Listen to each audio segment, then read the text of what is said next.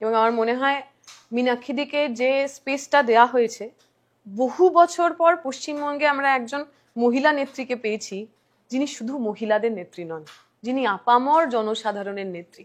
এর আগেও কি আমাদের মহিলা নেত্রীরা ছিলেন না? অফকোর্স ছিলেন, কিন্তু তারা প্রত্যেকে মহিলাদের নেত্রী ছিলেন, তারা কেউ সবার নেত্রী হয়ে উঠতে পারেনি। মীনাক্ষীদির এখন আমরা যদি সাধারণ মানুষের কাছে গিয়ে প্রশ্ন করি, সে কিন্তু সবার নেত্রী। সে একজন পুরুষ মানুষেরও নেত্রী, একজন বয়স্ক মানুষেরও নেত্রী, একজন যুবক, আমার বয়সী ছেলে মেয়ে, সবার নেত্রী। তো এই পরিসরটা তৈরি করার জন্য অবশ্যই এই মুহূর্তে পার্টি যেভাবে কাজ করেছে, আমি বলবো সেটা আগে হয়নি। মানে বরং আমার ক্রিটিসিজম এটা হতে পারে যে এর আগে এরকম আরো বহু মীনাক্ষীদের মতো হয়তো আরো বহু পোটেন্ট মানুষ ছিলেন, তাদেরকে সেই প্ল্যাটফর্মটা তারা পাননি, ফাইনালি পাওয়া গেছে। এবং আমি মনে করি মীনাক্ষীদির রাজনীতিতে যেভাবে প্লেসড হচ্ছেন, সেটা আগামী প্রজন্মের বহু মেয়েদের জন্য স্বপ্ন দেখার, পার্টিতে আসার, রাজনীতিতে আসার এবং রাজনীতিতে টিকে থাকার সেটা একটা ওই উপজীব্য হতে চলেছে। কোথাও কি মীনাক্ষীর সঙ্গে দীপশিতার একটা ব্যক্তিত্বের সংঘাত আছে? এটা না আমার খুব অবাক লাগে, জানো তো, কারণ তুমি এই প্রশ্নটা মানে তুমি একা করলেন, এর আগেও বহু জায়গায় আমার মনে আছে নির্বাচনের সময়ও এই প্রশ্নটা বহু লোককে করা হয় যে দীপশিতা না মীনাক্ষী।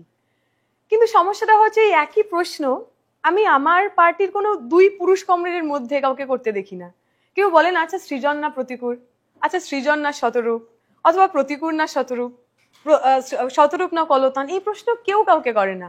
কিন্তু একমাত্র দীপশিতা না মীনাক্ষী, এই একটা কোথাও না কোথাও একটা দ্বন্দ্ব বা কোথাও না কোথাও এই দুজনের মধ্যে একজনকেই বেছে নিতে হবে, এইটা না আমরা খুব করে ফেলি।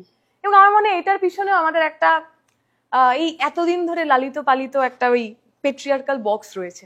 যেমন ধরো যখন আমাদের কোথাও কোনো সভা হয়, আমরা দেখেছি 4-5 জন পুরুষ বক্তা থাকেন এবং একজন মহিলা বক্তা থাকেন। একজন মহিলা বক্তাকে রাখতেই হবে, একজন মহিলা বক্তাকে রাখতেই হবে, কিন্তু খালি একজন বক্তাকে রাখতে হবে না। সেই সংখ্যাটা 1 জন 2 জন 3 জন 4 জন অনেকজন হতে পারে। যেহেতু আমাদের মাথার মধ্যে রয়ে গেছে যে মহিলা একজন নেত্রী হতে হবে, একজন মহিলা নেত্রী হতে হবে, ফলে সেই মহিলা নেত্রীর মধ্যে দীপশিতা হবে না মীনাক্ষী হবে, তাই নিয়ে খুব টানাপোড়েন রয়েছে। আমরা তো বলছি দীপশিতা, মীনাক্ষী, পৃথা, ঐশী, কনিনিকাদি, আরো অনেকের নাম আমরা বলতে পারি, বর্ণনা, দিদিতি, কলকাতা জেলা সেক্রেটারি প্রেসিডেন্ট, এবার দুজনেই মহিলা। এই প্রত্যেকে একসাথে থাকতে পারে, কাউকে ওই চেরি পিক আমাদের করতে হবে না, কারণ নেতা মানেই সে পুরুষ মানুষ নন। মীনাক্ষী দিয়েও নেতা হতে পারেন, বর্ণনাও নেতা হতে পারেন, আমরা সবাই নারী পুরুষ মানে নির্বিশেষে আমরা নেতা হতে পারি। এবং মীনাক্ষীদির সঙ্গে আমার ব্যক্তিগতভাবে কোথাও খারাপ সম্পর্ক হওয়ার পরিসরটুকুনি নেই, এবং আমি সবাই জানিও এটা। আমি বারবার বলেছি যে ওর দুজনের কি কথা হয়। হ্যাঁ, এই আই থিঙ্ক 2 দিন আগেও ফোন করেছিল মীনাক্ষীদি। এই আমাদের মানে কনফারেন্স শেষ হয়েছে, আমি ফিরেছি, মন খারাপ কিনা, এত বছর ধরে এসএফআই করার পর ছেড়ে দিচ্ছি, এবং আরো নানা ছোট মোটো কথা যে আমি তো কোনোদিন তোদের মতো করে এসএফআই করিনি, আমি তো ডিওয়াইফাইটাই অনেক ছোট বয়স থেকে করেছি। ফলে মানে খুব সাধারণ কথা, দুটো মানুষের মধ্যে যেরকম হওয়া উচিত। আমার আর মীনাক্ষীদির সম্পর্কটা ওইটুকুই। এই আমরা যেরকম চেষ্টা করি একজন মহিলাকে সবসময় আরেকটা মহিলার বিপরীতে রেখে দেওয়ার, আমাদের মনে হয় সেই মিসোজিনি, সেই সেক্সিজম থেকে একটু বাইরে আসতে হবে। এসএফআই ছেড়ে সত্যি খারাপ লাগছে? খারাপ, একটু মন খারাপ তো হয়েছিল।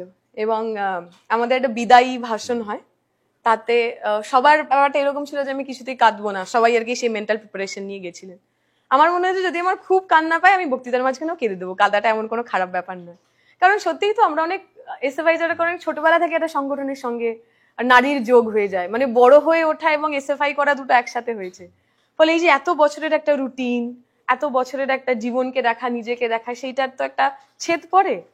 এই এত যে মানুষগুলোকে যাদের সাথে সুখ দুঃখ জেতা হারা আমরা সব ভাগ করে নিলাম, কাল থেকে আর তাদের সাথে সেই সম্পর্কগুলো অ্যাটলিস্ট সাংগঠনিক সম্পর্কগুলো থাকবে না, সেইটা ভাবতে খারাপ লাগে। সেটা নিয়ে কোথাও কোনো মানে সেটা লুকিয়ে রাখার কোনো জায়গা নেই। তবে এটাও আমি মনে করি যে আমি পিএইচডি জমা করবো এই মাসে। আমার যদি ছাত্র জীবন শেষ হয়ে যায়, তাহলে আমার আর ছাত্রনেতা হিসেবে কন্টিনিউ করা উচিত নয়। কারণ আমি বুঝতে পারি এখন যে ছেলেটা বা মেয়েটা এই গ্রাজুয়েশন ফার্স্ট ইয়ারে পড়ছে, তার সঙ্গে আমার তো একটা জেনারেশন গ্যাপ তৈরি হয়ে গেছে। আমি তৃণমূলের মতো সাদা চুল ছেলে মেয়ে কলেজ যাচ্ছে, স্কুলে যাচ্ছে, তাও ছাত্রনেতা হিসেবে বসে থাকতে পারি, কিন্তু তাতে আলটিমেটলি লাভ হয় না। ফলে আমি যতদিন ছাত্র ছিলাম, আমি আমার সমস্তটা দিয়ে সমস্ত অনেস্টির সাথে ছাত্র রাজনীতি করেছি।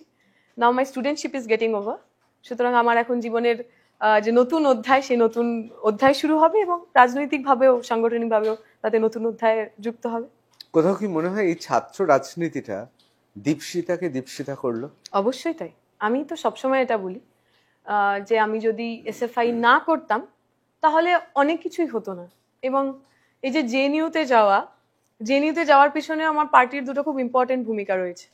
এক নম্বর, আমার জেএনইউ নিয়ে কোথাও কোনো ফ্যাসিনেশন ছিল না। আমি কলকাতাতেই থাকবো, সব বন্ধুরা এখানে।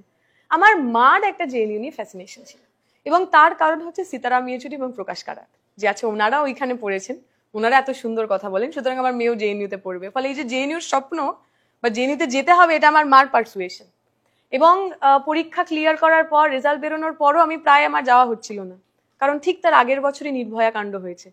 বড়দাদু ভাই তখন বেঁচে ছিলেন, তিনি বললেন যে কিছুতেই আমি আমার নাতনিকে ওখানে একা একা ছাড়বো না, মেয়ে এখনো নিজে হাতে খেতে পারে না, মা খাইয়ে দেয়, ওখানে একা একা কি করবে, কিছুতেই আমি পাঠাবো না। তো তার পরের দিনই সম্ভবত কোনো একটা জেলা সেক্রেটারিয়েট মিটিং এ বড়দাদুর বিমান বসুর সঙ্গে দেখা হয়েছিল। তো বড়দাদু গিয়ে বলেন যে নাতনি এরকম জেএনইউ পেয়েছে, কিন্তু আমি তো ঠিক সাহস পাচ্ছি না, ও একা একা কি করে পড়বে। বিমান বসু তখন বলেন যে পদ্মতা, আপনি এটা কি করছেন, একটা কুয়ো থেকে সাগরের মধ্যে গিয়ে পড়বে, ওকে যেতে দিন, ও খুব ভালো করবে, ওকে আটকাবেন না। বিমান বসুর কথা শোনার পর আমার বড়দাদু আমাকে জেএনইউতে পাঠানোতে রাজি হয়। ফলে যদি আলটিমেটলি পার্টি না থাকতো তাহলে আমার এই কোনো কিছুই হয়ে ওঠা উঠতো না। এবং ঠিকই তো এসএফআই, আমি সবসময় বলি যে আমাকে যে নিজের সম্পর্কে আমার যে ধারণা, সেটাকে প্রতিদিন ভেঙেছে চুরেছে। আমি কি কি করতে পারি এবং কি কি করতে পারি না, আমার যে ধারণা ছিল, এসএফআই প্রতিদিন সেটাকে চ্যালেঞ্জ করেছে এবং একটা নতুন মানুষ ভেঙে চুরে এই এতগুলো বছর ধরে তৈরি করেছে। ফলে আমি তো এসএফআই এর প্রতি সারা জীবন ইনডেটেড, কৃতজ্ঞ থাকবো।